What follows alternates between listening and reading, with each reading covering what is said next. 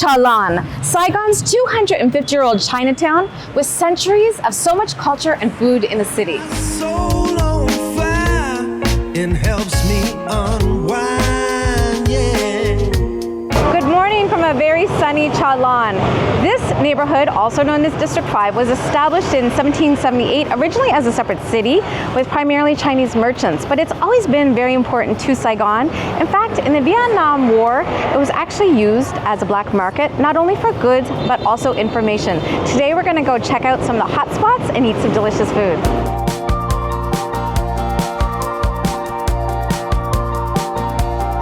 Now, Saigon is a city of alleys, and this is an important one, but it's a little bit hard to find. This is Hao Sy Phuong, and it was built in 1905 for Chinese Vietnamese shopkeepers. It's been preserved so well today. The architecture here is a mix of not only Chinese, but also French. And during the Vietnam War, this was a very important place for trade. Now, people still live here, so you need to be very respectful. It's a small spot. A lot of people like to do weddings here or selfies. We're going to try to be discreet because people are just living their lives here, but we would love to see what it looks like.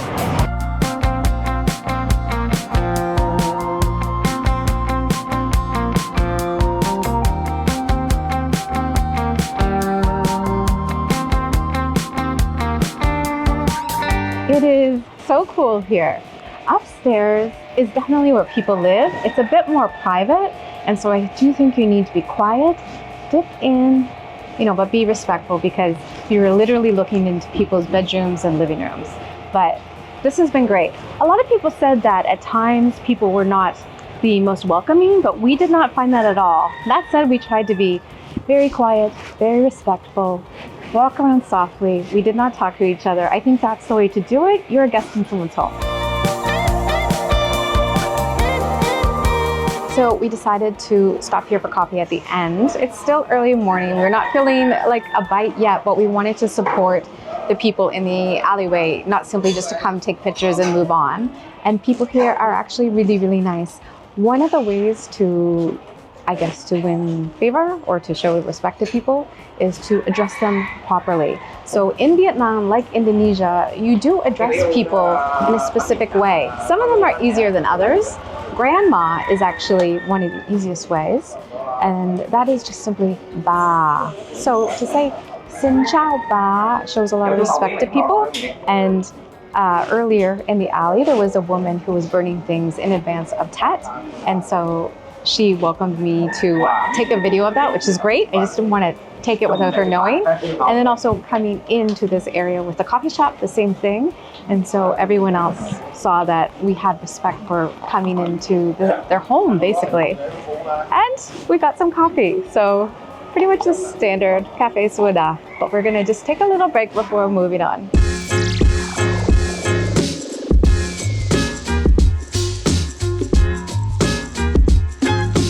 Want all my Vietnam travel tips, including those that didn't make it into the video?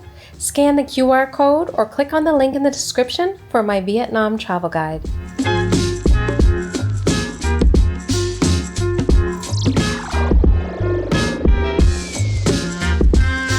Chinatown in Saigon is one of the largest in the world, but it's not a typical Chinatown that you would see in other cities where it's just a specific area, central core. It's actually the entire District 5, and I think it might even spill a little bit into 6, but it is one of the most interesting if you still want to see local life. I mean, you're still going to see people living here. It's not meant for tourism, but certainly a lot of tourists come. Oh, Alan has just told me to come his way because he can hear something.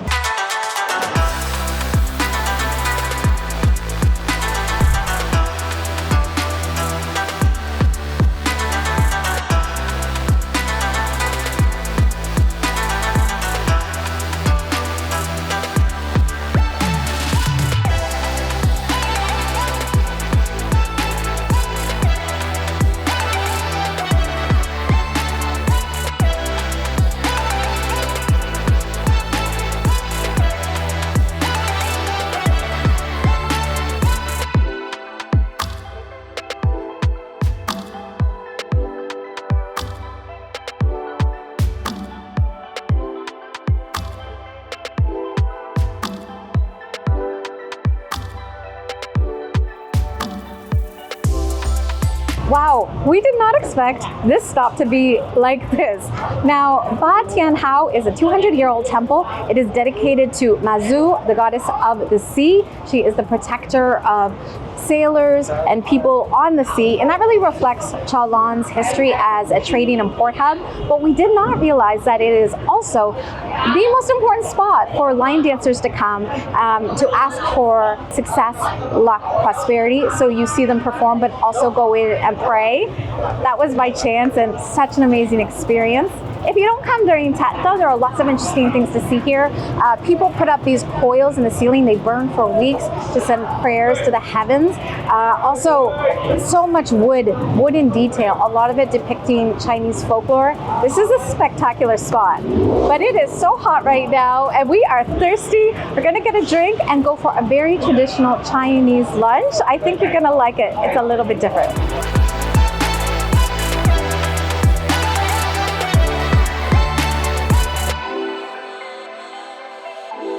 So I see the mosque from the far away from the temple, and then now I heard a praying call. Call to prayer. Yeah, we call azan in Muslim, but I have to respect them. I have to respect the religion. You can go inside, but you cannot go to the building.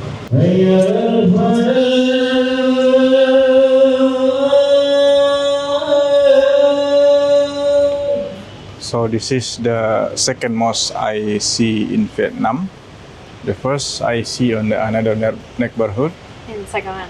In Saigon also, and this is the second one still in Saigon. But this is the old one, I think. The another one, the first one is the new one. Modern. Yeah. Now you might be wondering about having a mosque in Chinatown because you're thinking, oh, I would think there are temples and things, but actually Chinatown is home to Buddhist temples. You've got churches here and also mosques because Central Vietnam was home to that Champa Empire, and those people are now known as the Cham people, who are primarily Muslim. So you'll also find them in Myanmar, in northern Thailand. Those are also the Cham people who descended from China, came to Myanmar and Thailand due to persecution. And so that is why in Chinatowns, you'll always find, or most often, a mosque as well. Home to so many cultures here in Chinatown. It's really interesting. So just one more thing, if you want to visit, I find mosques very welcoming. If you are not dressed appropriately, you can go outside the mosque, you can't go in it. If you're wearing a bikini or very revealing clothing, best not to go, but I'm not appropriate because no sleeves and I have a dress to my knees. Alan's wearing shorts, so he can't go in. But most mosques that we've been to around Asia also have a little area where you can put something on to be a little bit more modest and appropriate to go inside.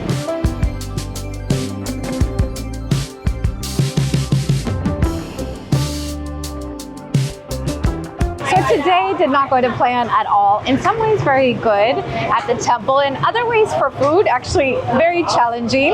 The breakfast place that we did not show you is because it was canceled, and then every mi vit tiem place was closed. Now that is a traditional duck noodle soup, Chinese.